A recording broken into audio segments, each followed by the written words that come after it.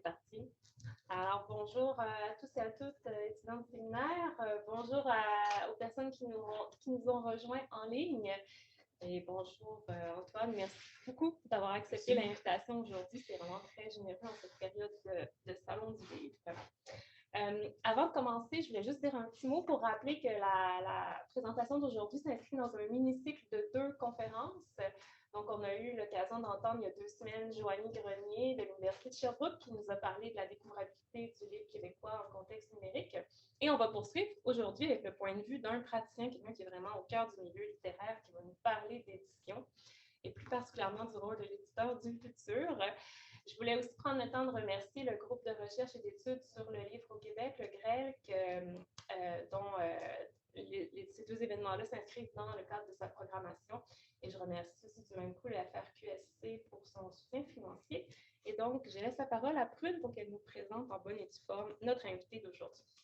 Absolument, merci. Merci beaucoup à Mélanie. Puis, je suis ravie de recevoir Antoine Tanguay aujourd'hui à l'occasion de cette session. Je suis le travail d'édition là depuis longtemps et j'ai hâte d'en savoir un peu plus sur les rouages de la machine en arrière. Donc, vous présentez rapidement Antoine Tanguay. Après des études en littérature et en enseignement à l'Université Laval, Antoine a été tour à tour animateur de radio, chroniqueur et journaliste dans plusieurs médias, dont entre autres Le Soleil, Les Libraires, PQS, etc. Poussé par sa volonté de partager sa passion pour les livres, il a fondé l'édition Alto en 2005. Il en assume aujourd'hui la présidence ainsi que la direction éditoriale et artistique. Il a remporté en 2015 un prix d'excellence du Conseil de la culture des régions de Québec et de Chaudière-Appalaches. Il a été actif au sein des CA de l'Institut canadien de Québec, de Livre Canada Books, de l'ANEL, et s'implique au sein du comité innovation de l'ANEL. Et toujours à l'affût des pratiques innovantes en édition, il croit en une redéfinition constante du métier d'éditeur. Je laisse la parole. Merci. Bonjour tout le monde. Merci de me faire sortir de mon petit bureau pour venir parler avec vous. Je le dis très sérieusement, ça fait un bien fou que de pouvoir sortir de son travail parce que je me rends compte au fil des ans que c'est un métier, celui d'éditeur, qui est relativement encore méconnu, qui est un peu, je dirais, accablé par parfois, même encore récemment, on va dire une présence médiatique peu favorable, c'est-à-dire cette idée que l'éditeur est un producteur et donc quelqu'un qui utilise l'art et qui fait ou calomnie de l'argent avec de l'art, que l'éditeur est subventionné, que l'éditeur est au crochet du gouvernement. J'entends souvent, surtout les gens qui ne connaissent pas le milieu de l'édition, être assez dur et malheureusement, c'est notamment un reportage, je commence par des mauvaises nouvelles, mais on s'en tire bien, par un reportage de l'émission Enquête il y a quelques années où des auteurs disaient qu'ils étaient mal rémunérés, qu'on leur demandait d'acheter des livres de leur poche pour contribuer au financement du bouquin. Donc, c'est un milieu méconnu et que j'espère pas blanchir, mais à tout le moins faire mieux connaître, mais par une porte qui est bien personnelle. En fait, c'est ma vision à moi. Elle n'est pas celle de mes collègues. Elle s'en inspire, elle respecte celle de ses collègues, mais je n'ai pas cru dès le jour 1 qu'il était bon de s'appuyer ou de tenter de copier la pratique de quelqu'un d'autre. J'ai donc dès le départ été coaché par Guy Champagne des éditions Natavéné, qui m'a donné toute liberté, et pour fonder une maison qui, dès le départ, s'orientait selon 3 axes éditoriaux. Donc, le premier, c'est la littérature québécoise, qui est le socle premier, mais aussi une grande part pour laisser à la traduction d'œuvres du Canada en anglais. Et éventuellement aussi à la traduction d'œuvres étrangères, parce que les gens dont je m'inspirais à l'époque, notamment certes, mais il y avait aussi l'effet pourpre et les éditions des Allusifs, qui eux aussi n'ont pas rougi en attaquant, on va dire, le marché avec des livres qui ne correspondaient à rien tant dans leur forme que dans leur visée, que dans la façon de les présenter. Et les Allusifs, là, c'était surtout une boîte donc établie à Montréal qui publiait des auteurs internationaux. Et ça, c'était très inspirant parce que je me disais, ben, comme c'est une entreprise d'édition qui est par définition décentralisée et délocalisée, on peut être à peu près n'importe où, tant qu'on a un ordinateur de connexion Internet, donc on peut comme ça faire briller la littérature mondiale d'à peu près n'importe où. Alors, je trouve ça intéressant qu'au Québec, il y a relativement peu de gens qui le fassent. Et donc, très rapidement, j'ai établi des points de contact avec certains éditeurs étrangers. Vous allez donc voir dans les prochaines, grosso modo, 60 minutes, non pas, je vous l'ai dit tantôt, une infopub de 60 minutes sur Alto, mais un exemple de ce que j'ai fait et un petit peu pourquoi, bien que encore aujourd'hui, je n'arrive pas à répondre à toutes les questions, ce qui est très bien. Je suis toujours dans l'interrogation, je suis toujours dans le questionnement sur la pratique, mais aussi sur le questionnement par rapport à ce que les gens veulent aussi. C'est-à-dire qu'on est soumis, bousculé parfois par un milieu, et là je vais utiliser un grand mot, mais du divertissement qui est extrêmement prenant chez les gens. Donc on est très sollicité. Alors comment le livre, qui s'en tire bien d'ailleurs aujourd'hui, peut perdurer, se réinventer, pour utiliser un verbe un peu honni dans cette période pandémique.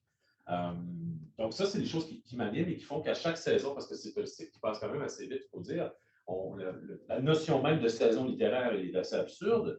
Je ne sais pas qui a inventé ce concept où pendant à peu près 2 mois maximum, tous les grands titres qui sont apparaître vont s'affronter pour une période extrêmement limitée.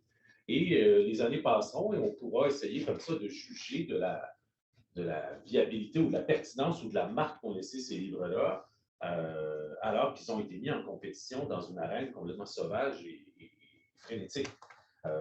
Donc, c'est assez injuste. Et donc, pendant ces 3 à 4 mois-là que dure la saison, on se débat, on essaie de trouver une façon de se faire voir, se faire entendre, se faire lire. Et en janvier, on fait table rase. Et on recommence et on part une autre saison. Donc, c'est assez injuste. Donc, la question même de la durabilité, elle sera abordée un petit peu plus loin. Un petit peu d'histoire, donc, je vous présente donc. Voilà. Alors, les statistiques, question de gonfler le torse, je fais ça d'entrée de jeu, mais ça m'apparaît important de le démontrer. À quel point c'est beaucoup et c'est pas beaucoup. On est 7 chez nous, je vous précise, c'est tout nouveau, il y a 7 employés. Je ne pensais jamais me rendre là. C'est Tania Massot maintenant qui assume la direction générale, ce qui est un grand bonheur parce qu'elle gère beaucoup mieux que moi tout ce qui est administration et vision. Et moi, ça me donne plus de temps pour créer vraiment. Je suis officiellement votre concierge à tout faire. Je suis aussi président et directeur de l'édition. Donc, c'est 180 livres publiés depuis 2005, 600 000 exemplaires papier et numérique, 6 prix du gouverneur général, donc 3 en fiction et 3 en roman, pardon, et 3 en traduction. Donc, ça, j'étais content parce que c'est, comme je vous le disais tout à l'heure, une part importante du catalogue. Et je le mentionne ici parce que c'est un prix qui est important, qui a un impact assez fort sur la vente des livres. 7 prix des libraires du Québec, vous ne le payez plus, là. Donc, ça, c'est voté par les libraires et c'est quelque chose qui, pour se rendre jusqu'au prix des libraires, c'est un chemin qui est quand même assez long et ça demande une relation à soigner et à nourrir avec les librairies, et principalement les librairies indépendantes. Presque une centaine de traductions aussi dans différents pays. Vous verrez tout à l'heure, notamment Laurent Schwed de Tremblay. Et, je le mentionnais, plusieurs réalisations avec des partenaires internationaux parce que maintenant, j'ai accès au catalogue de plusieurs éditeurs étrangers qui acceptent de faire ce qu'on appelle une séparation des droits et donc de publier sous mon couvert un livre au Québec avec un tirage adapté et avec aussi des couvertures, des façons de faire aussi adaptées au Québec et, bien entendu, un prix qui est modulé parce que les livres européens étant assez chers, il faut le dire, encore plus chers même récemment.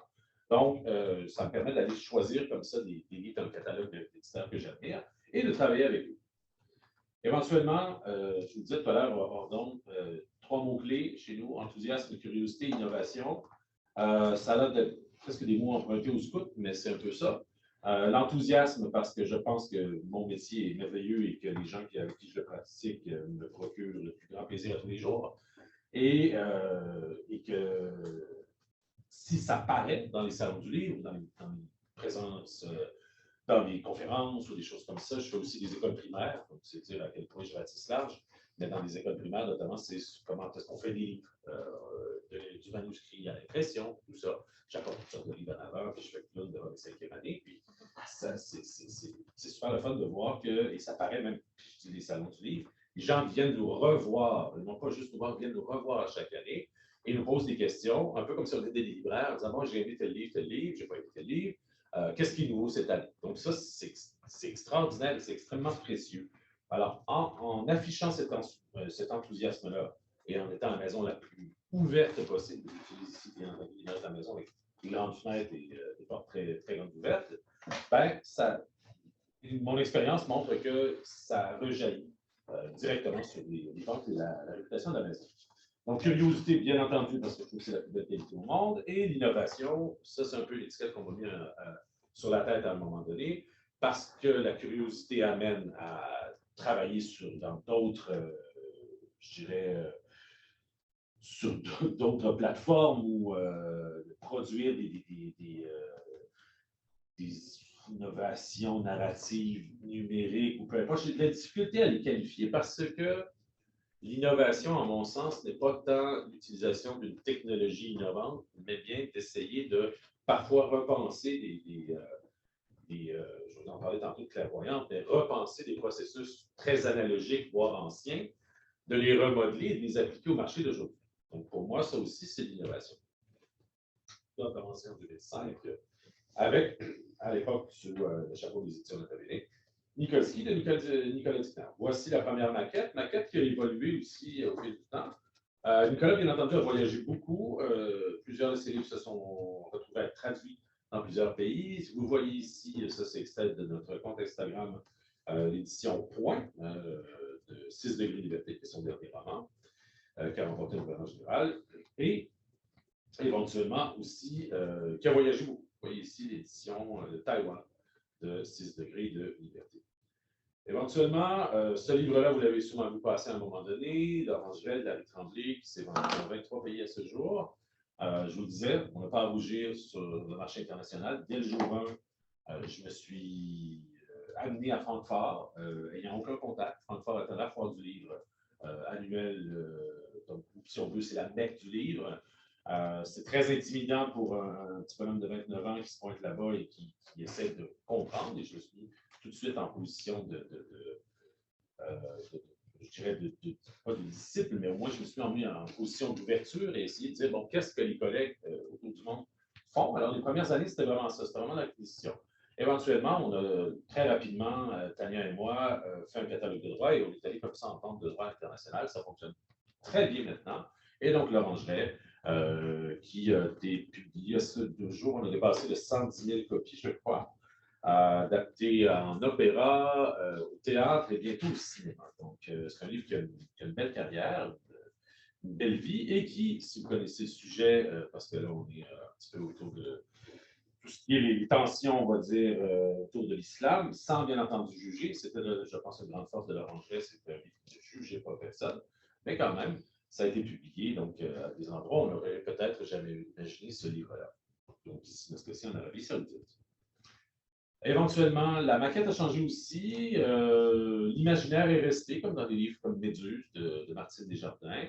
Vous allez voir le changement de maquette très subtil aussi, plus récent, il y a 1 an, où cette maquette-là, je le précise, elle est inspirée, puis là, on s'en va vers la notion d'image, elle est inspirée d'une maquette à mi-chemin, je vous dirais, entre l'Europe, qui est marquée souvent par des maquettes fixes, reconnaissables, Grasset, jaune, Gallimard, c'est la blanche, mais c'est un petit créneau avec un petit fil rouge. Donc, c'est des institutions graphiques et éditoriales. Donc, on reconnaît très facilement les maquettes. Les Nord-Américains font exactement le contraire, c'est qu'ils s'adaptent pour chaque livre et donc cette notion-là d'image du catalogue, elle est beaucoup moins présente. Chez nous, un très bel exemple que j'aime beaucoup, les éditions du Cartanier qui ont une maquette extrêmement rigide où c'est seulement la couleur qui va changer et le reste, tout va rester relativement pareil. Dans mon cas, c'est le bandeau qui s'adapte à un visuel que je choisis pour faire écho, et le mot écho est quand même assez, je le prends au sens très, très, très large, faire écho à ce qu'il y a à l'intérieur du livre. Éventuellement aussi, j'ai développé, toujours on est dans l'image, parce que c'est un peu, je pense, la visée ici, c'est de voir comment est-ce qu'on peut s'implanter. Tout ça passe par le numérique, bien entendu, parce que 80% de mes communications passent par soit mon site web, soit la fréquentation du site web par des gens, ou un petit peu, je dirais, c'est très peu en librairie, parce que ça ne m'appartient pas. Mais reste que j'ai voulu redéfinir aussi quelques codes, notamment celui-ci, qui est un livre de poche. Pour moi, un livre de poche, c'est pas un livre de poche, justement, c'est le slogan de la collection Coda. c'est que ce n'est pas un poche, c'est un coda. Donc, c'est un livre de poche avec un petit plus-plus. J'imprime à l'intérieur du livre, donc ce qu'on appelle, vous avez la couverture 1, la couverture 4, couverture 2 et 3, donc les rabats intérieurs. J'imprime dans les rabats. Je vais ajouter parfois de l'estampage vernis sélectif, donc des petites fioritures qui n'appartiennent pas habituellement au livre de poche, qui est seulement assez cheap, excusez-moi le terme, mais qui est fait pour être bon marché. Coda, c'est 1 $, 2 $ de plus qu'un livre de poche européen, mais ça a presque l'air d'un mini grand format. Donc ça, encore une fois, le développement de la maquette, le développement du produit lui-même va dans le sens de la valorisation du fonds, qui est extrêmement importante pour toute maison d'édition, je vous en parlerai tantôt. Donc, autre exemple de Coda, cette fois-ci, pas de maquette. Donc, c'est un peu l'école américaine ici, on change la police, on s'adapte à chaque fois. Étant quelqu'un qui change souvent d'idée, c'est un bonheur que de pouvoir casser l'image première d'un livre et la redéfinir. Donc, d'ailleurs, avec l'école de design de l'Université Laval, à chaque année, j'organise un concours, je donne un livre aux étudiants qui ont 2 couvertures à faire et le gagnant ou la gagnante reçoit 500 $. Donc, c'est le plaisir de voir la relecture graphique des livres et ça, c'est très nourrissant, en fait, de voir tout ça. J'ai fait aussi des livres avec des images dedans, donc notamment, moi, ce que j'aime, c'est les monstres d'Emile Ferris. Gros succès, belle surprise. Encore une fois, on m'a posé la question pourquoi est-ce que tout à coup tu lances de la bande dessinée? Je n'ai pas à proprement parler lancé une collection de bande dessinée. Je me suis tout simplement ouvert à des livres d'où le slogan, des livres qui détonnent. Petite note sur le slogan aussi, parce que ça fait partie de la stratégie d'image de marque aussi. C'était une blague sur l'heure du midi en 2015 où j'étais un peu tanné de me faire demander quelle est votre politique éditoriale. Et je trouve que c'est une question piège parce que pour moi, c'est quelque chose qui évolue, qui va rester en mode ouverture et en mode de redéfinition constante. Donc, je dis, ben écoute, moi, je cherche à étonner, je cherche à détonner, je fais de l'étonnant. Ce qui ne veut rien dire en soi. Alors, ce qui était une mauvaise blague est devenu un slogan. Donc, et en même temps, c'est souvent comme ça, tu me dis vite, tu parles plus vite que tu penses. Puis, tout à coup, tu réfléchis, donc ça marche. Dans la mesure où, qu'est-ce que je fais? Ben, j'essaie de détonner les gens avec des livres. Et donc, ce n'est pas le livre qui me définit, c'est ni même moi qui définit le livre, c'est quelque part entre les deux. C'est-à-dire que je m'adapte aux projets qu'on me présente. Parfois, ils sont complètement atypiques. Et je me dis, ben voilà, je vois quelque chose que je n'ai pas vu, que je n'ai pas eu, essayons de développer un marché pour ça. Je dis le mot marché, je m'en excuse. C'est le mot en M. Mais reste que c'est ça, je suis un producteur dans un marché. Donc, moi, ce que j'aime, c'est que ça a bien fonctionné. Et plus récemment aussi, les éditions Tichina m'ont approché. On parlait de partenariat tout à l'heure pour faire l'édition québécoise et travailler avec eux à l'édition des Souris et des Hommes, donc le texte intégral de John Steinbeck, illustré de façon très, très libre et innovante, je pense, et follement joyeuse par Rebecca Dautrement.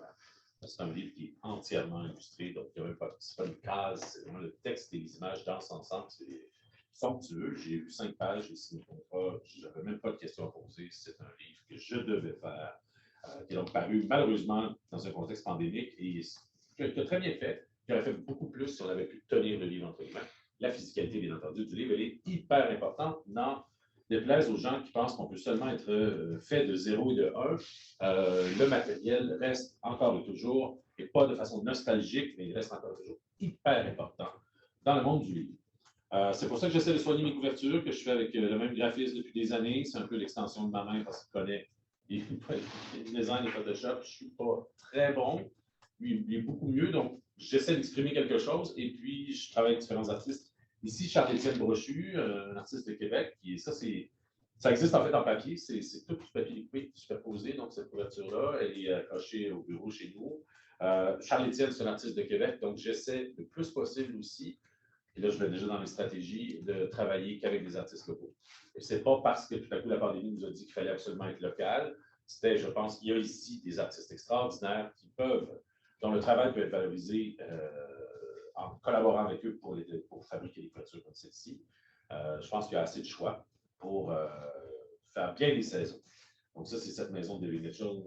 Et éventuellement aussi, on fait des petits objets qui ne ressemblent à rien. Dans ce cas-ci, Tom Gold, que je publie depuis quelques années déjà. On a fait un livre qu'on donne comme ça gratuitement, parfois quand les gens achètent des livres sur le site web. On fait beaucoup de ce qu'on appelle, excusez-moi le terme, du nanan.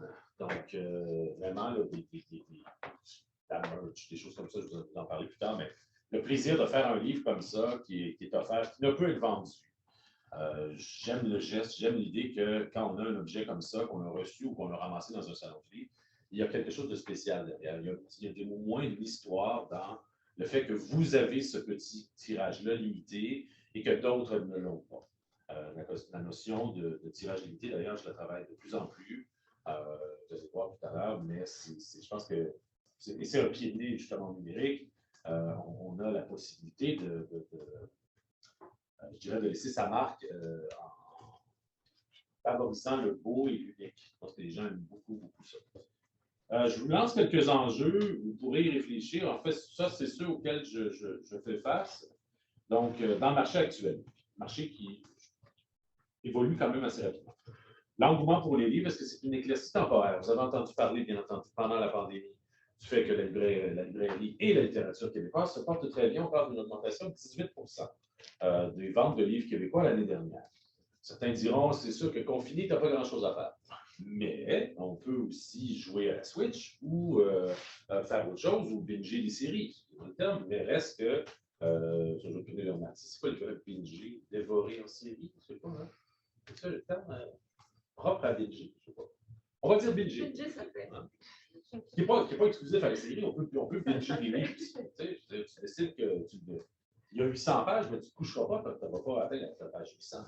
Il y a des chances que tu t'en donnes avant. Bon, est-ce que l'engouement pour les livres, moi, je suis un gars prudent.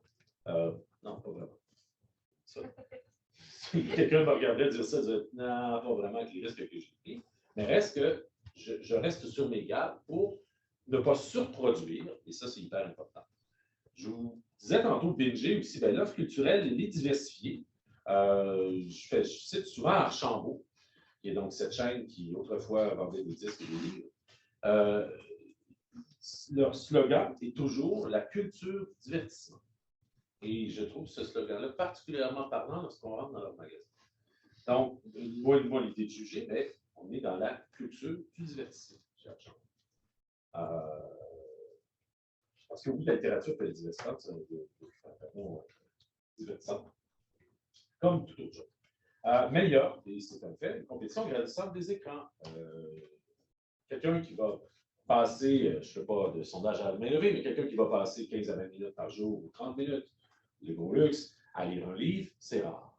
Donc, quelqu'un qui va écouter sa série à tous les soirs pendant une heure et demie, voire deux, c'est pas rare du tout. Donc, il y a quand même cette idée que la personne qui, admettons, des enfants,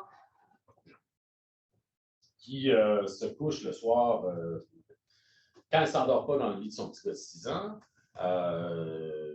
il est 8h30, 9h, il te reste grosso modo 2 heures pour faire quelque chose, ben, qu'est-ce que tu fais? Je veux dire, alors, nous, on se bat sur ce temps libre-là que les gens ont très peu. Donc, il faut être présent, il ne faut pas être dans notre tour d'ivoire, qui est un peu l'image de l'éditeur autrefois, cette idée que quand je dis qu'à quelqu'un que je suis éditeur, les gens reculent en disant, vous savez, moi, je ne lis pas beaucoup. Hein. C'est comme si tout à coup, je n'étais pas un inspecteur des impôts. Là. Je ne suis pas en train de juger si les gens lisent ou ne lisent pas. Ça paraît bien de lire, je veux bien, c'est même très bien, ça a tous les bénéfices. Ça fait même pousser les cheveux, diront certains. C'était d'ailleurs un slogan qui a été utilisé par une librairie à Québec, c'était lire fait pousser les cheveux. Je suis la preuve que ça marche pas. Donc, tout ça pour dire que le fait que les gens se soient mal à l'aise par rapport au livre, moi, ça, je ne comprends pas. Il y a toujours un livre pour tout le monde et les livres ne sont pas que pour certaines personnes non plus. Donc, c'est une vision assez ouverte, je pense. Les certitudes des appuis politiques, c'est moins pire maintenant, mais reste qu'on est quand même, je le disais tout à l'heure, appuyé par des fonds publics. Et ça, il faut le reconnaître, il faut savoir dire merci si on le fait à grands coups de logo et de remerciements.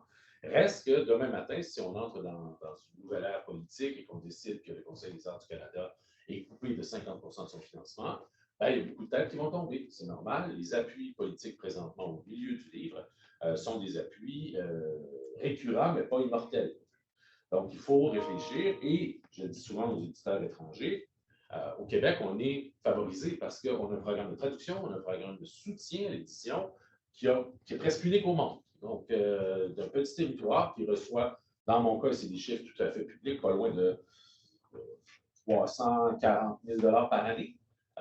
Si vous êtes un restaurateur et qu'on vous dit, ben écoute, vas-y, lance ton petit restaurant, je vais te donner 300 000 $ par année. Parce que la restauration, c'est pas très bien. Donc, en tant que tel, oui, je ne dis pas qu'on est des enfants gâtés, mais disons qu'on est bien et on sert relativement bien, je pense, le milieu du livre. Les médias littéraires, est-ce que c'est une peau de chagrin? Ça pourrait faire l'objet de chacun, si on veut, une conférence. Mais reste que les médias littéraires, c'est presque une espèce de disparition. D'ailleurs, on annonçait hier la fin de l'émission Plus on est fou, plus on lit à Radio-Canada. Pendant 11 ans, n'en déplaise à certains parce qu'ils trouvaient que c'était une émission un peu trop divertissante, pardon. Toujours besoin de pas de misère un peu. Surtout si je dis le mot divertissant. Ça, c'est comme le mot à sécher les poches. Donc, ça veut dire que Plus on est fou disparaît et qu'est-ce qui se sera remplacé par quoi, je ne sais pas, mais je m'en inquiète. Donc, on a besoin de ça. Les pages livres du devoir sont très, très minces parce qu'elles sont liées à du placement publicitaire. Ça, c'est une chose aussi, je veux comprendre.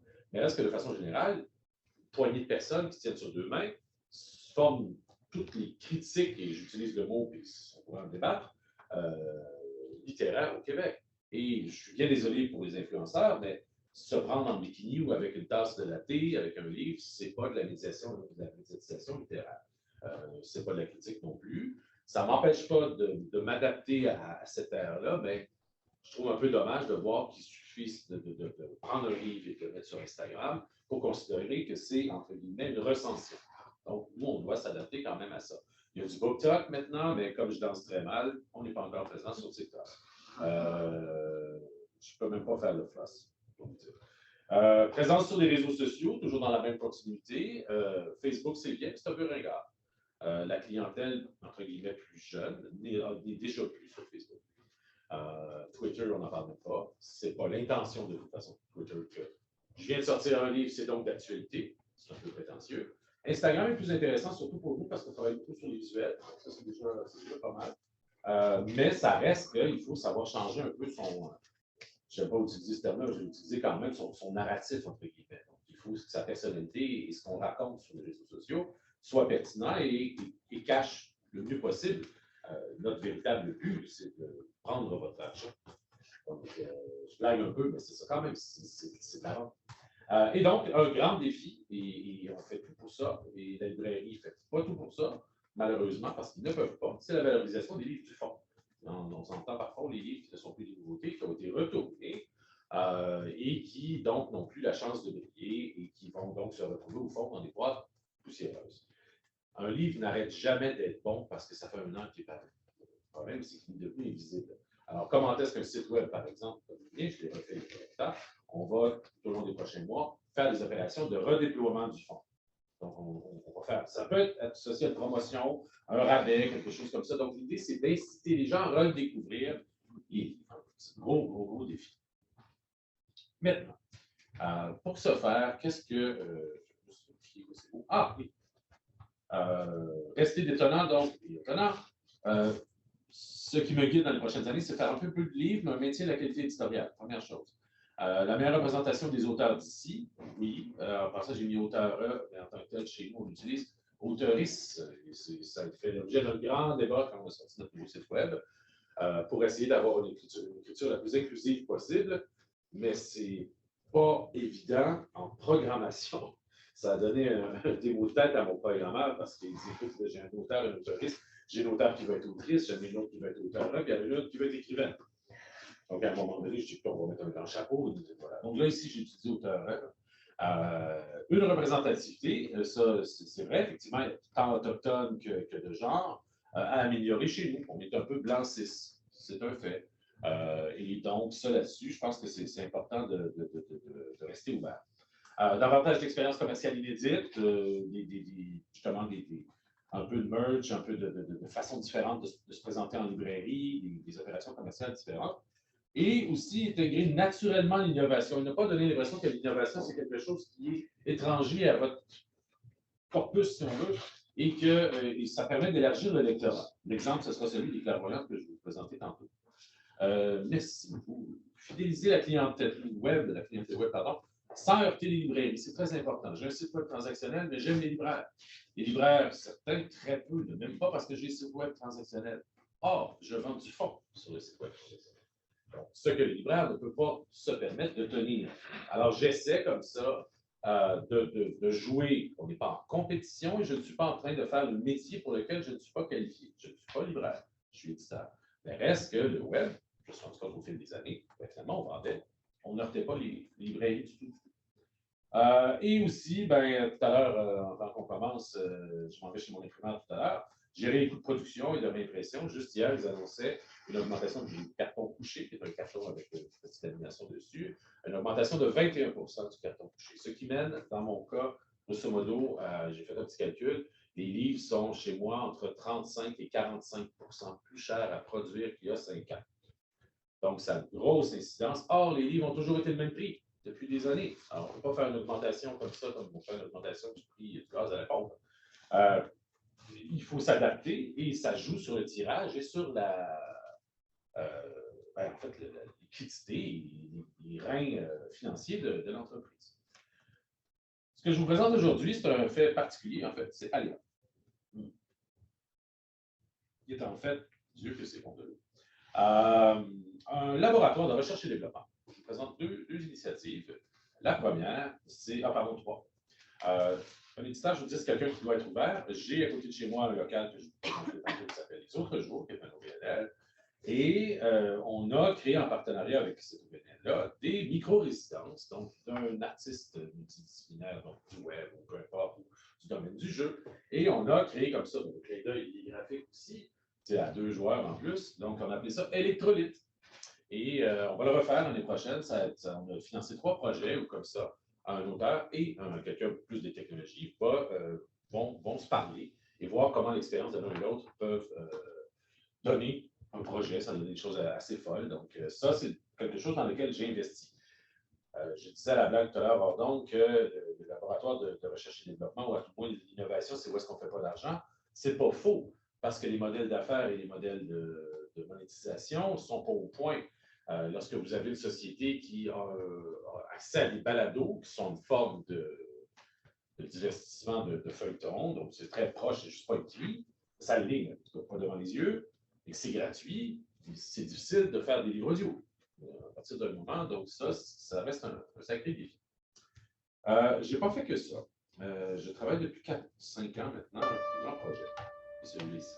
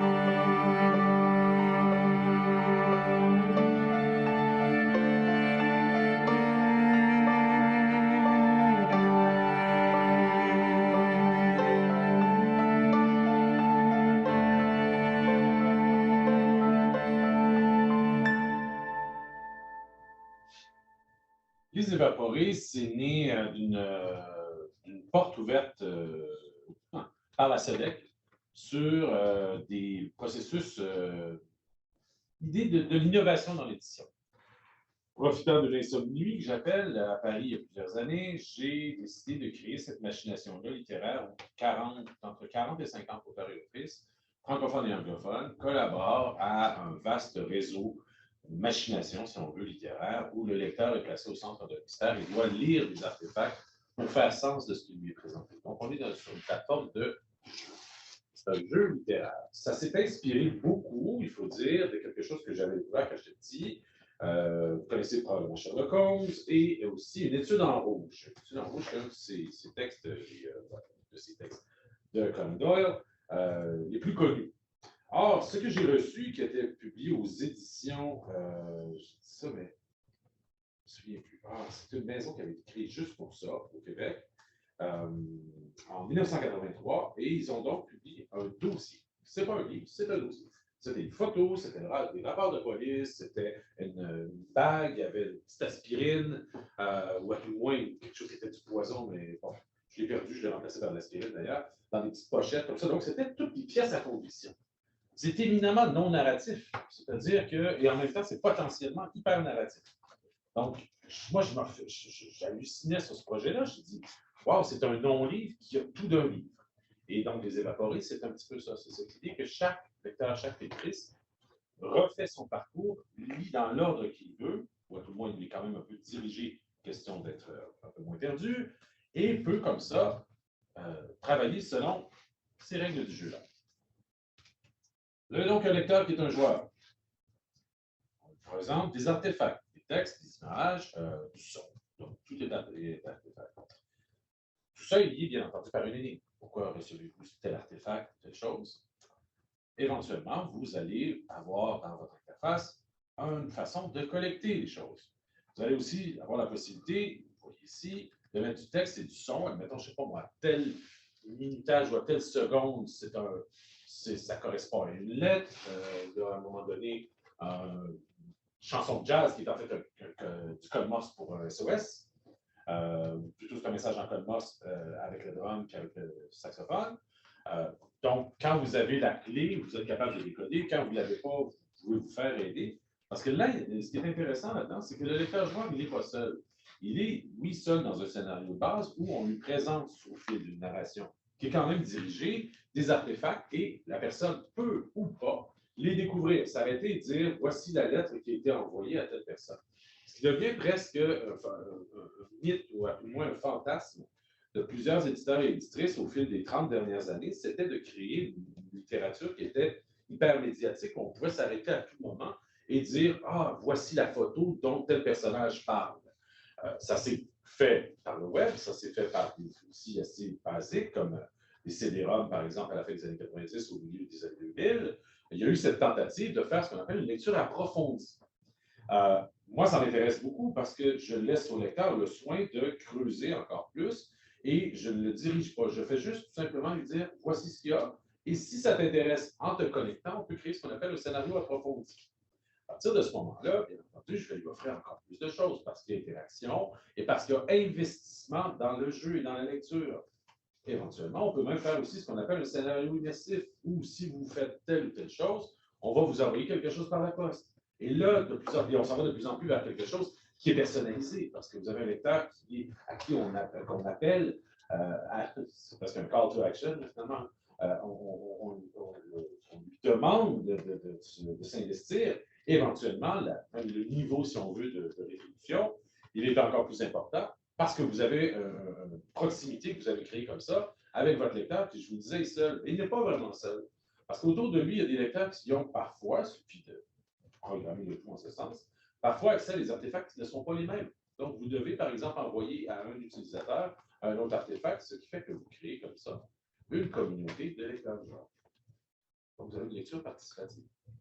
De là, on peut vous solliciter par courriel, on peut vous solliciter par courrier. Le mail-in, l'espèce de loot boxes, je suis désolé les termes anglais, mais cette idée qu'on reçoit une boîte avec des choses dedans, c'est encore très populaire. Il y a des boîtes comme Lison, qui vous abonnez pour ça une fois par mois, une boîte avec un livre dedans.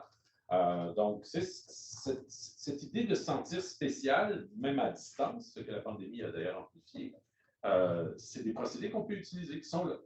On peut bien entendu utiliser les bons vieux procédés, on peut avoir un compte Facebook, tout ça, par les réseaux sociaux, et on peut comme ça créer cette interaction qui s'appelle en fait, que certains nomment, un jeu en réalité alternée. C'est de la lecture, c'est tout simplement que j'ai décidé de le placer dans un enrobage de jeu. L'édition, elle est la même. Je cite les textes, je mets les textes, la stratégie, elle n'est pas la même. Jusqu'au lieu d'aller simplement d'un livre, on passe par-dessus tout ça et on fait éventuellement un potentiel transmédia, j'aime beaucoup ce mot-là. L'impulsion littéraire au potentiel immense, un laboratoire au confluent des genres, un musée imaginaire ouvert sur la communauté, parce qu'on peut mélanger histoire et fausse histoire. Vous l'avez vu dans le petit vidéo, vous avez l'esprit des gens, donc les évaporés qui se font remplacer. C'est un clin d'œil aux gens au Japon qui décident, car il y a des compagnies qui existent, de disparaître du jour au lendemain. Vous appelez une place et donc le camion vient chez vous, emporte tous vos objets, on vide vos comptes, on vous efface de tous les registres et vous êtes officiellement un évaporé. Et donc, ça existe. Donc, puis disons que les théories du grand complot et du grand remplacement, ici et ça, c'est populaire. Je pense qu'on est dans l'esprit du temps. C'est une relecture ludique de notre patrimoine aussi, parce que parfois, j'utilise des véritables artefacts que je ne redéfinis. Je collectionne de ce temps-ci ce qu'on appelle des tintypes. Des ambrotypes, par exemple, on est grosso modo fin du 18e siècle, et c'est des lots de photos comme ça que tu achètes, ça coûte 50, 100 pièces, plein de tintypes. C'est tous des inconnus. Moi, je trouve ça génial, je suis en train de travailler à redonner, c'est un processus qui a été utilisé par plusieurs écrivains, de prendre une photo d'un ou d'une inconnue et de dire, ben, voici l'histoire. C'est exactement ça. Donc, alors, on peut comme ça travailler avec les musées. Les bibliothèques, on va faire un faux livre, on va mettre dans les bibliothèques nationales, on va faire un faux ISBN, on va le cacher quelque part, on va dire, ben, il y en a un peut-être à Montréal, à telle place, la personne va à la page 32, il y a un élément d'indice, ça débloque quelque chose dans le jeu, il dit à quelqu'un d'autre, et voilà. Donc, à ce moment-là, vous êtes aussi une plongée au cœur de la mémoire parce qu'il y a quand même un but de rester, si on veut. Et les artefacts que je termine là-dessus sont de tout ordre. Des textes, des lettres, des fragments audio, des photographies, des livres perdus, des archives, des registres, des sites web abandonnés, c'est facile à faire, des chansons, des coordonnées géographiques, et voilà. Donc ça, c'est des évaporations. Maintenant, si je passe au projet de Clairvoyant. Autre projet ailleurs.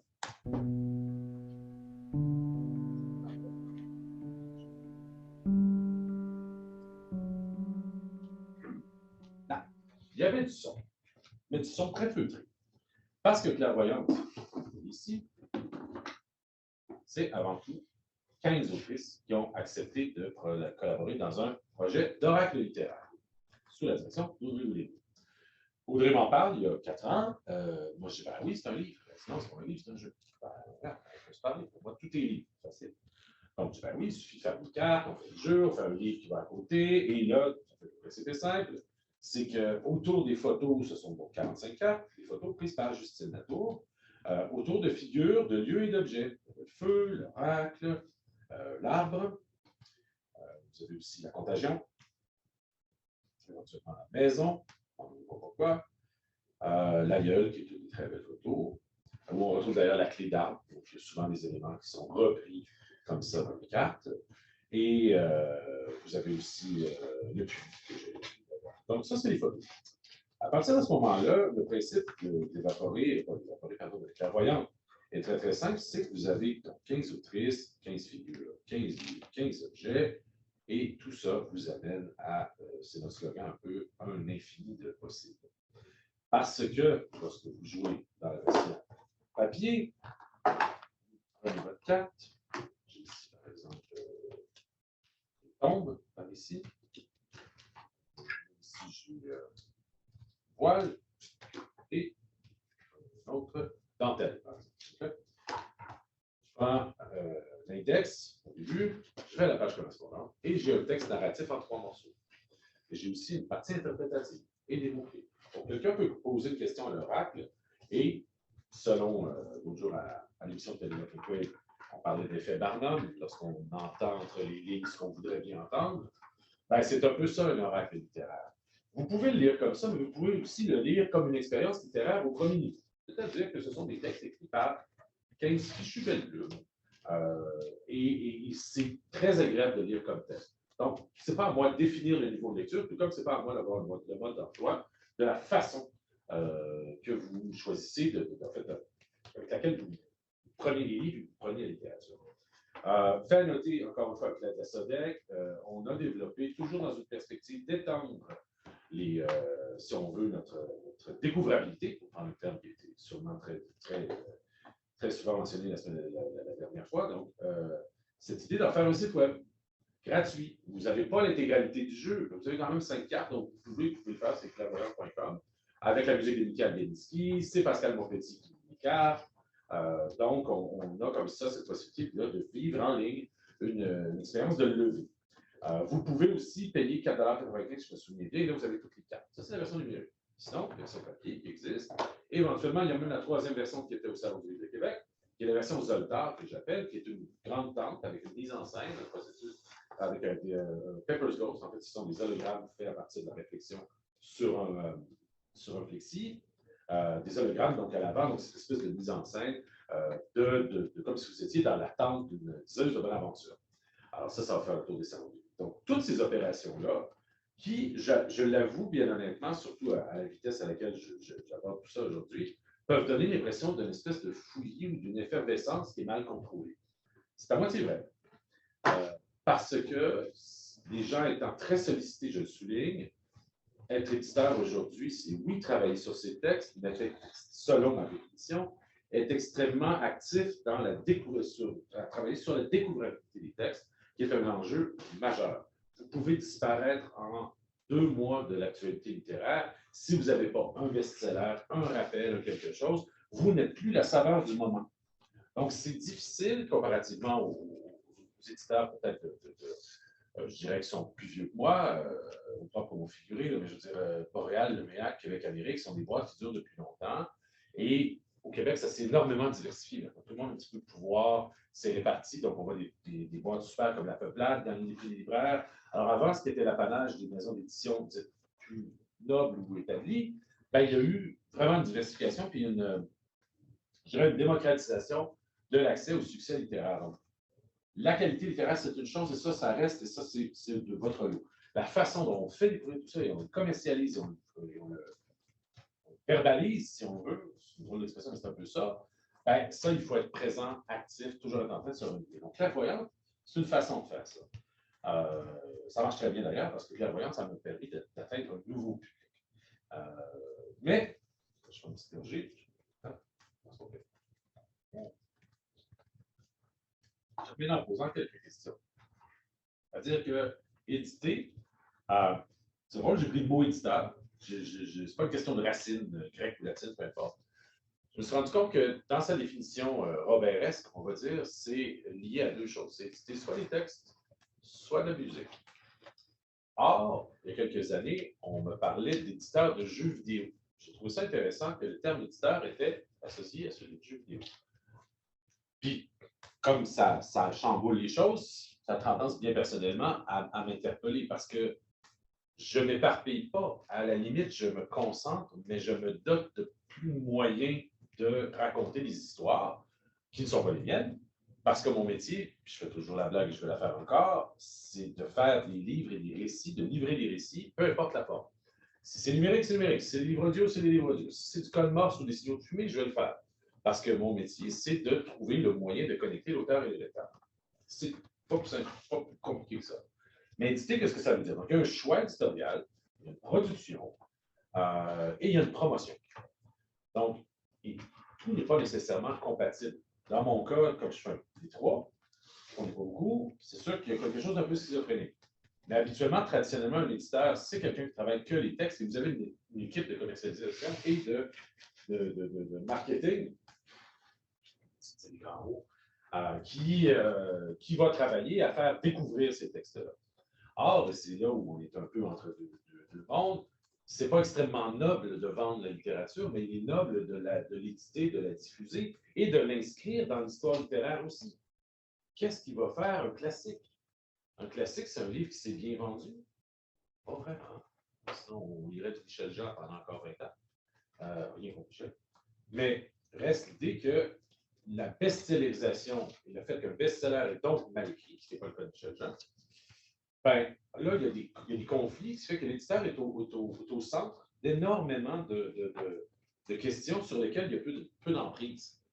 Et ne pouvant résoudre tous les problèmes, j'ai décidé d'avoir le même enthousiasme dans la promotion de Clairvoyante que dans le dernier roman de Dominique Fortier ou d'une expérience littéraire je ne sais pas dire ça, mais peut-être plus difficile, ce n'est pas vrai, parce que les gens, et là c'est mon petit éditorial, mon petit aparté, pardon, éditorial, les gens sont extrêmement, je dirais, fragiles, mais ne sont pas faits solides. Honnêtement, je veux dire, en termes de littérature, quand on me dit, un libraire me dit qu'il y a 3 niveaux narratifs, je suis tout perdu. OK, je suis un peu découragé. Je veux dire, à partir d'un moment, cette conception-là du livre, qui est un livre que j'ai voulu faire il y a 20 ans, que je pourrais peut-être faire ce 20 ans, mais je ne le ferai probablement pas parce que je me demande à qui il s'adresse aujourd'hui. C'est un livre qui fait grosso modo 700 pages, qui s'appelle La Maison des Feuilles, et qui va dans tous les sens. C'est un livre qui est une impossibilité narrative. C'est un bonheur de lecture incroyable. On tourne les pages, on est soufflé par ça. Or, on dit, ah, ça c'est pointu, ah, ça c'est particulier, ah, ça c'est. Donc, c'est toujours des verbes et des adjectifs qui nous éloignent de la littérature. Puis même le mot littérature, je le dis presque en reculant, dans la mesure où, je veux dire, il n'y a pas de. On ne va pas le dire avec un. C'est ça, pas avec un recul, avec une avancée, avec une fierté qui doit jaillir sur l'acte éditorial, qui est donc celui de produire en même temps, avec enthousiasme, avec une belle couverture, avec un beau carton, faire un bel objet qui se vendra bien et qui éventuellement va assurer la pérennité non seulement de la carrière d'un auteur, mais aussi de la maison d'édition qui va en accueillir d'autres. Donc, c'est au centre de plusieurs questions qui sont, chez nous, centrées autour d'une volonté, qui est là depuis le jour 1, c'est publier peu, publier peu. Encore une fois, c'est un peu, entre guillemets, je l'avoue, prétentieux, parce que ça implique que je publie mieux que tous mes collègues. C'est faux. Mais reste que publier pour moi le mieux possible veut dire essayer non seulement que chez nous, on dit que chaque livre doit être une expérience unique, tant pour le lecteur que pour nous autres, parce qu'on apprend toujours à définir les codes de commercialisation qu'on va utiliser, quelle est la couleur de la promotion, c'est pour la dire, mais quel est le ton qu'on veut donner, quelle est l'approche qu'on veut prendre. Clairvoyante ne te demande pas la même approche que, par exemple, celui qui s'en vient dans 2 mois. C'est Blackwater, c'est 6 volumes d'un classique américain, d'un ami de Stephen King. C'est très bien écrit, c'est merveilleux, c'est extraordinaire. Je ne sais pas pourquoi ça n'a jamais été traduit, mais on le sort en 6 volumes à toutes les 2 semaines. Donc, en fait, ça va être des offices de 2 livres sur 3 mois. Donc, on joue le feuilleton. On s'inspire d'une façon qui a été utilisée d'ailleurs en 1983 parce que chaque livre sortait à tous les mois, comme ça. Et Stephen King, d'ailleurs, a fait la même chose avec The Green Mile, en hommage à Michael McDowell, qui est l'auteur, de publier comme ça, The Green Mile, en 5 ou 6 volumes, je pense, à tous les mois. Donc, c'est une façon différente, commercialement, d'apporter les livres. Parce que souvent, on nous dit, ah, sort pas 2 livres la même année. Les gens vont avoir l'impression que tu te répètes. En octobre, c'est pas vraiment bon parce que les grosses nouveautés sont toutes sorties. Si tu sors un livre après le Salon du livre de Montréal, c'est fini. 250 pages, c'est bon, mais 340 pages, c'est une brique. Ça, c'est toutes les choses auxquelles je fais face tous les jours. Puis c'est pas moi qui me dis, c'est les journalistes. 340 pages, j'ai déjà eu droit à ça. C'est un pavé. Excuse, on n'a plus les pavés qu'on avait. Ce qui fait qu'un livre de 400 pages, 450, 500 pages, va avoir énormément de difficultés à être lu parce qu'il y a très peu de gens qui vont le lire et en parler dans le média. C'est un fait. J'ai fait des livres de 1000 pages. J'hésite à en faire un présentement qui fait 850 pages qui est extraordinaire, mais je ne peux pas le produire parce qu'il s'est coûté trop cher. Donc, tu sais, les pavés, certains diront le moins possible. Or, si jamais le contenu et le format deviennent des axes selon lesquels on détermine la littérature, donc l'histoire littéraire a plus à voir avec le fait de l'éditeur que du fait de l'auteur, dans une certaine mesure. Là, je deviens un obstacle parce que je codifie, parce que je limite. Je vends des livres en France à des éditeurs. On me dit est-ce que c'est un récit de voyage? Est-ce que c'est un récit intimiste? Est-ce que si? Est-ce que ça? Ouais, je dis un peu de tout. Ah non, ça ne va pas. Ah non, ça ne va pas. Ça ne va pas. Pourquoi? Il faut que ça rentre là. Il faut que je puisse dire à mes commerciaux, et je souligne le terme 2 fois, que ça ressemble à telle chose et que ça devrait être vendu de telle façon. Or, donc finalement, mon milieu est assez monolithique. Et je me rends compte que ce qui va rester, et donc que les commerciaux auront poussé, sera ce qui est enseigné dans quelques années dans les cours de littérature. Il me semble que quand j'étais en littérature, c'était pas comme ça que je voyais la chose. Mais bon. Vous le pensez. Donc, est-ce que j'ai ma part à jouer? Je pense que oui. Maintenant, la valorisation du fonds, ça reste là. Parce que c'est peut-être une question d'empreinte aussi. Si vous avez une communauté via les réseaux sociaux qui vous écoute et vous pouvez créer un souvenir, que ce soit par l'utilisation très concret, l'utilisation d'un carton qui est une importation privée, il y a des gens qui font de l'importation privée de vin, moi je fais de l'importation privée de carton, qui vient des États-Unis, pas disponible au Canada. Il restait 922 feuilles, j'avais besoin de 912 feuilles. C'est un R.J. Wiggins Abyss 111C. C'est magnifique, ça change de couleur. Je voulais absolument voir ça. Ben, les gens, quand ils ouvrent la boîte, ils disent ouh, le carton. Yes, j'ai réussi à juste. Vous n'avez pas lu un mot, là. Vous avez juste lu le carton. Cool. C'est pas du tape à l'œil. C'est j'accompagne de la production, j'accompagne de la meilleure façon possible l'idée qu'un livre doit durer, doit laisser une trace. Donc, certes, je vais pas dans le sens de l'industrie parce que maintenant les processus sont chers, estampé, c'est cher, estampé 2 fois encore plus cher, je fais du vernis sélectif, je déposte, je me fais, je regarde.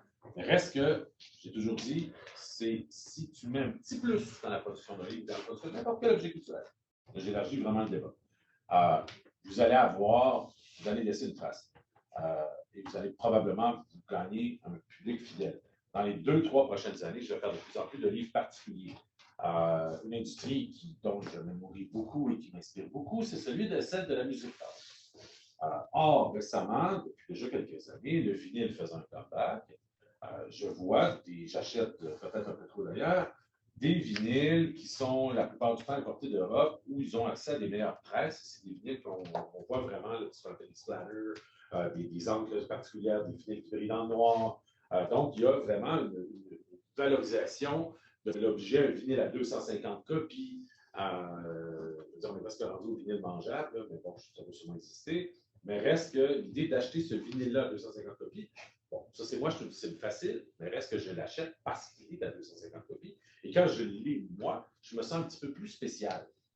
Donc, je me suis rendu compte que finalement, dans le domaine du livre, dans le domaine de la musique, de diviser sa production et de la personnaliser, fait que, donc finalement, on se rapproche au plus près de ce qui serait le désir, c'est-à-dire ton propre livre à toi, ton édition à toi, littéralement signé, fait, tout ça, ce serait on veut le Saint Graal de l'édition. Donc, en soignant le livre, on peut laisser une empreinte, en soignant ses relations avec les libraires, avec les lecteurs qui viennent dans les salons du livre, en ouvrant la porte à des questions, en faisant justement des présentations un peu à l'extérieur, en se faisant voir, ben, pas seulement Alto, d'autres le font très bien, mais je veux dire, on a l'avantage d'avoir cette empreinte-là. Donc, on a une oreille. Donc, on a un canal qui est privilégié. C'est le plus difficile à obtenir, c'est le plus difficile à maintenir. Autre mot-clé, je ne sais pas pourquoi j'ai fait ça. Je fais ça un matin à 6 heures. Je vais mettre des gros mots. Mais pas des gros mots, mais dans le sens que je vais juste faire des grands mots. C'est facile parce que si je fais des listes, je ne suis pas capable de les suivre. Donc, la proximité, c'est exactement ce qu'on recherche. Cette impression que la maison, je vous le disais tout à l'heure, elle est la porte ouverte. Donc, la proximité n'est pas seulement moi avec les lecteurs, elle est aussi avec le milieu. Donc, il faut voir beaucoup et loin ce qui se fait au niveau mondial. Ça, c'est ce que j'essaie de faire en allant notamment à Francfort, et travailler la façon de s'adresser aux gens. Une infolettre, ça fonctionne toujours très bien. Ça, c'est particulier. Autant on est très sollicité, autant on a un taux d'ouverture d'infolettre qui est extrêmement... ça me soulage, pour être franc. On le fait une fois par mois, on n'écœure pas trop les gens, on n'est pas toujours en train d'essayer de leur vendre des choses, mais de partager des choses.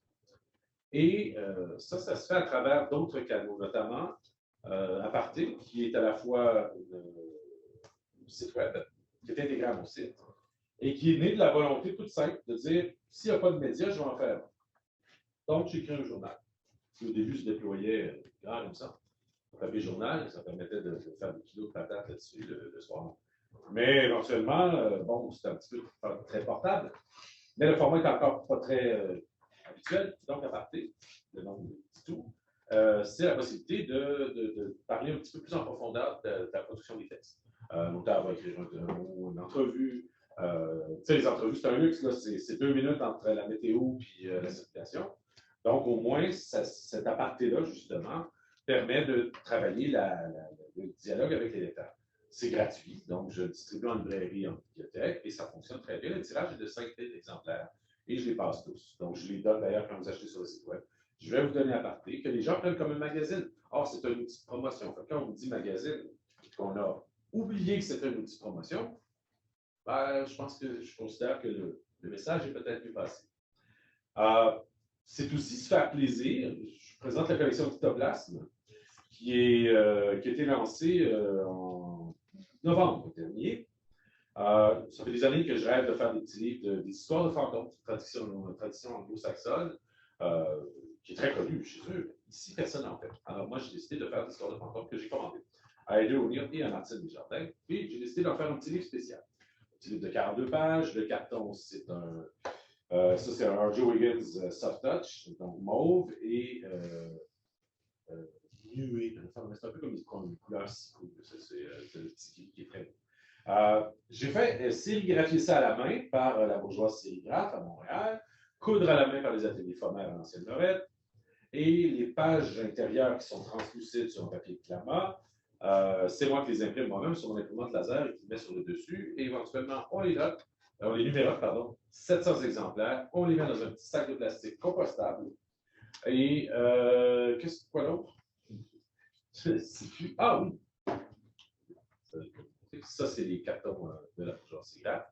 Là, vous me dites, c'est quoi la petite encre qui a par-dessus le visage de la fille, le squelette? C'est quoi? C'est pas. C'est là où la magie du livre opère, c'est écrit en noir. Donc, il y a un deuxième design comme ça qui était révélé lorsque vous alliez dans un garde-robe noir. Ce qui n'est pas, malheureusement, c'est pas nécessairement l'endroit pour le lire, ça marche un peu. Mais reste que j'ai fait cette collection-là en me disant, je me fais plaisir. Ce que ça a fait, c'est que le tirage de 700 copies, je l'ai épuisé en une semaine. Et en fait, je me suis fait littéralement engueuler par des libraires parce qu'ils disaient, il n'y en a pas assez. Or, je n'ai pas d'économie d'échelle sur ce type de livre-là. Ils sont cousus à la main. Et ça m'a coûté, je dis des vrais chiffres, plus de 9 500 $ pour les 2 livres. Donc, moi, je les vendais 15,95 $, exemplaires presque uniques, machin, tout ça. J'ai perdu plusieurs milliers de dollars à faire ça. Or, je considère que ce n'est pas une perte parce qu'en publicité et en, certains diront ce qu'on appelle du branding money, si on veut, ben, ça gagne parce que moi, j'entendais juste, ah, sacré à tout. J'étais content. Je me disais, ben, ce plaisir-là qu'on a à faire des livres spéciaux faisait que les gens m'écrivaient et disaient, est-ce que je peux en acheter 2? Moi, j'en ai un. Le mien, c'est le numéro 43. La numérotation, j'ai fait ça souvent. Et à chaque fois, les gens, notamment Révolution de l'Universitaire et de Fortier, numéroté de 1 à 1793, les gens me disent, moi, j'ai un exemplaire. Je ne connais pas d'éditeur qui a le bonheur de se faire dire ça, ou à tout le moins pas beaucoup. De dire, moi, je suis 1463. Enchanté, moi, sans pas. Les gens se souviennent de leur numéro. C'est un petit appareillage de plus pour créer un contact de plus. Donc, c'est ça le problème aussi, c'est la distance. Le Malenchant de Sainte-Lucie de Judy Garner, c'est un livre, on faisait plaisir parce qu'encore une fois, en musique, je voyais beaucoup de ce qu'on appelle de la merch, donc du matériel promotionnel. Je ne vais pas vendre de trucs à tout quelques années. Mais pourquoi pas développer, à partir du visuel déjà avec qui je travaille, ces pins-là que je mets en vente cette semaine. C'est pas de la publicité, je vous le rappelle, j'ai un plaisir fou à aller demander à faire des pins avec le visuel comme ça. Je vous dis, en fait, ils sont vendus par deux. Je ne fais pas de profit là-dessus. Mais reste que l'idée de diversifier tout ça, et là, j'ai oublié de mettre la photo, mais j'ai fait aussi récemment des livres audio. En fait, je vais vous présenter ça, c'est autre chose aussi. J'ai fait des livres audio et je fais faire des trames sonores exclusivement pour les livres audio. Donc, Millimétrique, un ami à moi, a fait la trame sonore de Tarmac de Nicolas Dutal. C'était tellement bon, c'était genre 5 ou 6 chansons, 28 minutes de musique, je pense, que j'ai décidé d'en faire un album. C'est pas un album parce que comme ça se passe en 1989, on a fait une cassette. Donc, j'ai fait 100 cassettes avec un code de téléchargement dedans, avec vraiment, c'est la bonne vieille avec la petite bande rouge et tout, comme en 89. Et je la vends sur le site. Donc, je vous vends aussi de la musique. Je suis éditeur au sens large. Est-ce que je fais le métier d'un autre? Oui, et avec plaisir à parler de ça, parce que ce sont des choses qui font que si quelqu'un se l'achète, non seulement il y a un très beau produit culturel, mais ça va peut-être l'amener à en découvrir d'autres. Donc, c'est vraiment ça. Alors, c'est pas fait dans une volonté, j'ai mis l'écran, dernier point, les villes de papier. Marianne Marceau en a fait un découpage magnifique. C'est elle qui a lu le livre audio. On a décidé d'en faire un spectacle.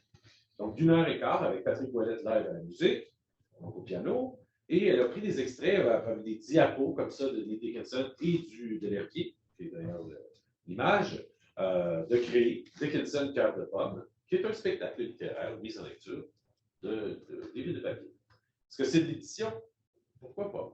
Est-ce que ça appartient à d'autres que de faire ce métier-là? J'en ai pas rencontré. Donc, moi, c'est une manière, encore une fois, de faire découvrir le mot des villes de papier. J'avais aussi avec parler de audio. Un exemple de bande-annonce de livre audio.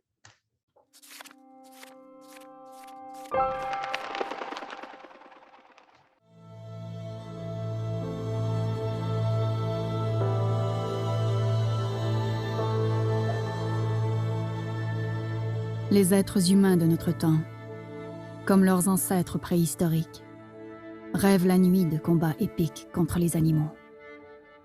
Enserrés dans les draps, ce ne sont pas des secrets qu'ils murmurent, mais des menaces chuchotées le long de javelots, des incantations pour maintenir toute leur force tendue vers l'ennemi.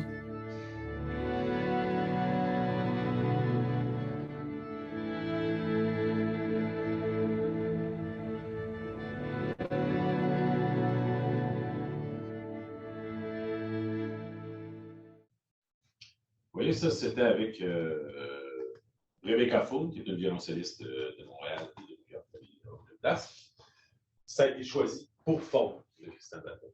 Donc, là, je suis dans la mise en scène. Là, je suis vraiment en dehors de mon métier, mais en même temps, comme la musique fait partie intégrante des livres que je fais, ben, pourquoi pas essayer de coller la meilleure, entre guillemets, trame sonore. Que je n'impose pas. D'ailleurs, c'est des petits segments.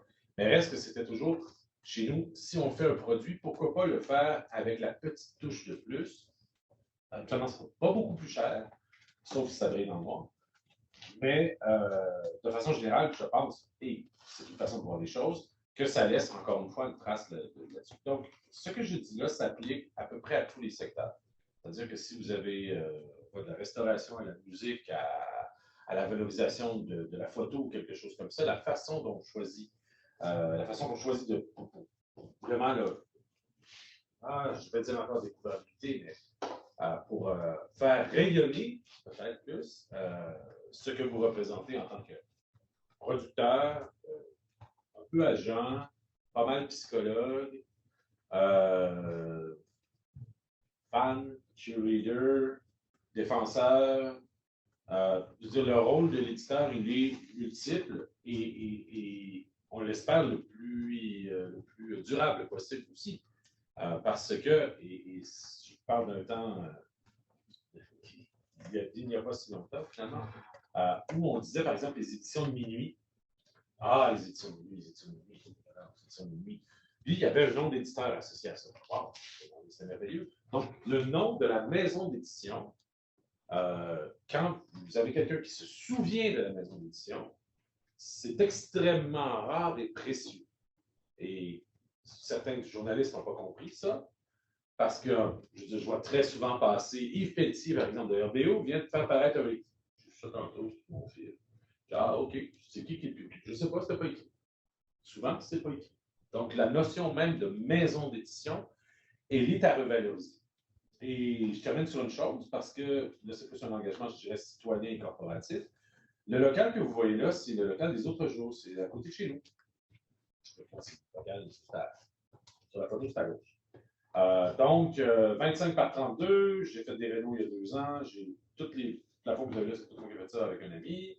On a toutes mes J-Proc à terre, on a découvert la brique et on a fait comme ça, grosso modo, 500 pieds carrés de, plus que ça, 700 pieds carrés, pardon, de possible. Et j'ai créé un OBNL qui, donc, va enfin pouvoir se déployer à l'automne 2022, où on va, par exemple, faire des activités de reliure, d'initiation à la reliure.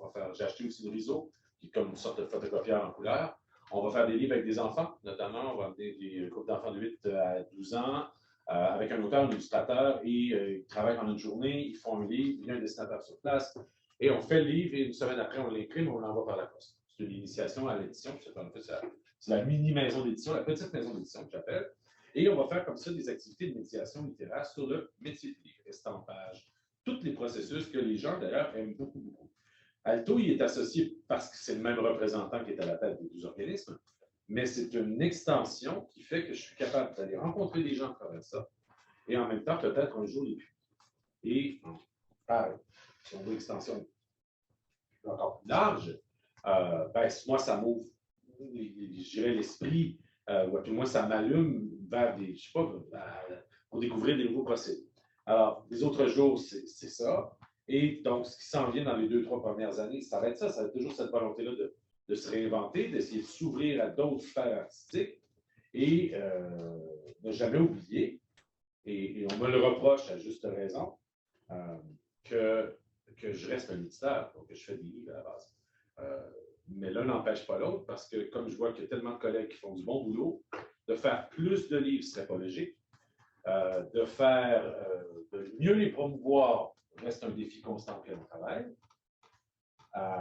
Mais je veux dire, à partir d'un moment, il ne s'empêche pas que, d'où le nom des autres jours, c'est qu'on parle souvent d'un jour X ou Y où il y a eu un événement. Mais lorsqu'on est en création, ça s'est passé tout le long des autres jours. C'est-à-dire cette notion des autres jours qu'on ne compte pas, qui sont 60, 180, 293. On pense toujours à une date anniversaire. Or, la création, ça se passe toujours pendant les autres jours. Donc, vous voyez un peu l'esprit de la chose. Encore une fois, je vous le répète, c'est une façon de voir les choses. Ça vaut ce que ça vaut. Est-ce que c'est durable? Je l'espère. Est-ce que c'est la façon de faire les choses? Je ne sais pas. Il y a des choses sur lesquelles je n'ai pas de prise. C'est la qualité des manuscrits qu'on m'envoie. Oui, j'ai une certaine prise lorsqu'on me les envoie, on peut travailler, discuter, tout ça. Mais de façon générale, le matériel brut qu'on me confie, et je pèse mes mots, il est à façonner et la façon de le façonner va rester le noyau dur du métier d'éditeur. Maintenant, à une ère où on peut s'auto-éditer, s'auto-promouvoir, j'ai d'autres verbes en s'auto, mais on va arrêter ça. C'est vraiment dire cette idée que l'éditeur n'est plus nécessaire dans la chaîne même du livre, c'est une réalité. Alors, il faut que je sois pertinent. Il faut que l'apport de l'éditeur puisse devenir un levier, soit vers peut-être un succès commercial, une sorte de pérennité, une notion de durée, qui est le fantasme de tout le monde aussi, c'est normal, on peut tous pas être oublié. C'est triste de vendre 338 copies, mais ça arrive souvent. Et on apprend plusieurs choses en éditeur comme première chose, on ne juge jamais un livre par le nombre de copies qu'il a vendu. Sinon, on se parle après 2 ans.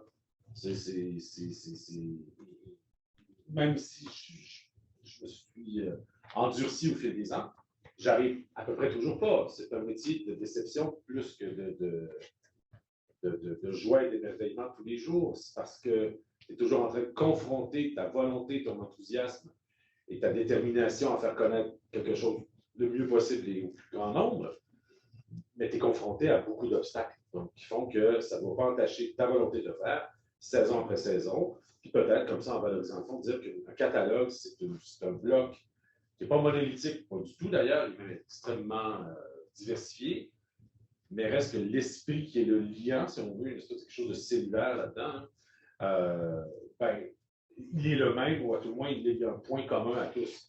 Et que la personne qui va venir chez vous, chez un éditeur, c'est drôle que j'ai ça comme ça, va retrouver, je l'espère, un esprit, à tout le moins un livre pour lui plaire. Exactement comme quand tu vas au salon du livre, comme à Québec il y a quelques jours, les gens rentraient sur le stand, ils savaient ce que c'était visuellement, ils voyaient le livre. Et ils s'arrêtaient, puis ils fouillaient. Ça vaut tout leur joie. Voilà, c'est à peu près ça le tour.